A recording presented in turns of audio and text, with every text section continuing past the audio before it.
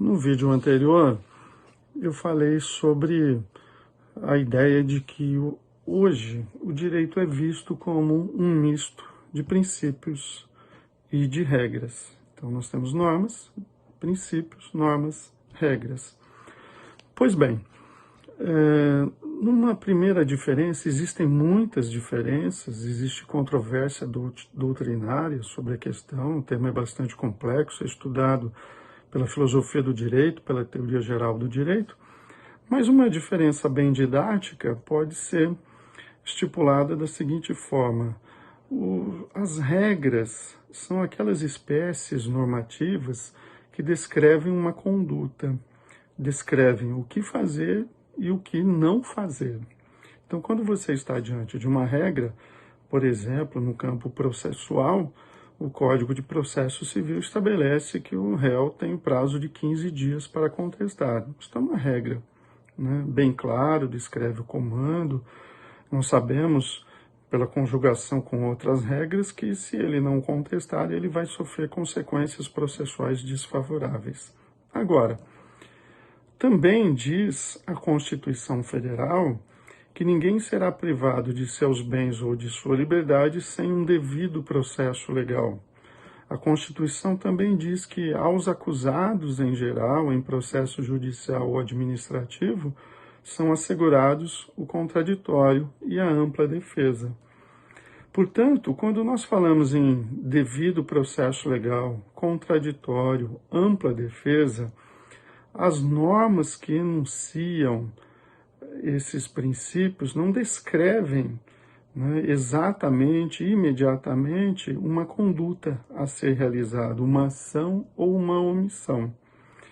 Por isso se diz que estruturalmente, e é uma diferença didática, os princípios são normas, espécies normativas, evidentemente, mas que não prescrevem exatamente aquilo que deve ou não deve ser feito.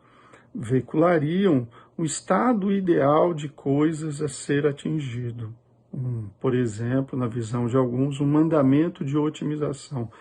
O processo tem que ser justo e adequado, mas a regra que veicula a exigência do devido processo legal não diz como, imediatamente, como que é um processo justo e adequado. Então, esse é o caráter do princípio, essa estrutura mais genérica, sem prescrever exatamente e imediatamente aquilo que deve ou não deve ser feito. Olhando para isso, para essa estrutura, você já compreende as dificuldades que existem contemporaneamente para a solução de conflitos. Por quê? Porque os princípios adquiriram eficácia normativa? Sim. Então podem ser invocados? Sim. O princípio diz da dignidade da pessoa humana, ele descreve que você tem acesso ao tratamento de saúde, por exemplo, e de que forma isso deve ser feito, né? Deve ser fornecido medicamento, deve ser realizada determinada cirurgia. Não.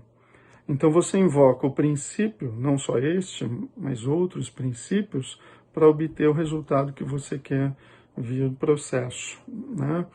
De outro lado, um operador do direito que vai contestar isso, um advogado público, vai dizer, olha, mas também existe um outro princípio, um princípio contrário, que limita esta possibilidade, né? A realização de uma cirurgia, ela necessita de recursos.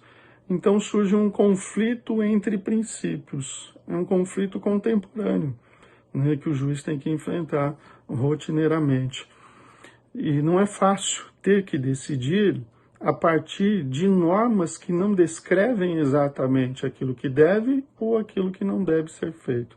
Então este é um problema enfrentado pelos tribunais. E isto nos leva àquilo que nós chamamos de maior ativismo judicial. Por quê? É a partir do momento em que o Poder Judiciário é chamado a decidir um conflito, onde há uma discussão a partir de princípios, ele tem uma margem de decisão mais ampla, uma possibilidade de decisão mais ampla. Isso leva, inclusive, às decisões contraditórias. Quando o réu não contesta no 15º dia, o juiz sabe exatamente o que ele deve fazer na condução do processo. Agora, quando se apresenta para ele uma causa a ser decidida com base num conflito entre princípios, a solução já se torna mais difícil porque o texto legislativo não diz exatamente aquilo que deve e aquilo que não deve ser feito. Esta é uma primeira preocupação, este é um primeiro ponto que eu trago aqui para que você entenda como é importante ter noção dessa estrutura fundamental do ordenamento jurídico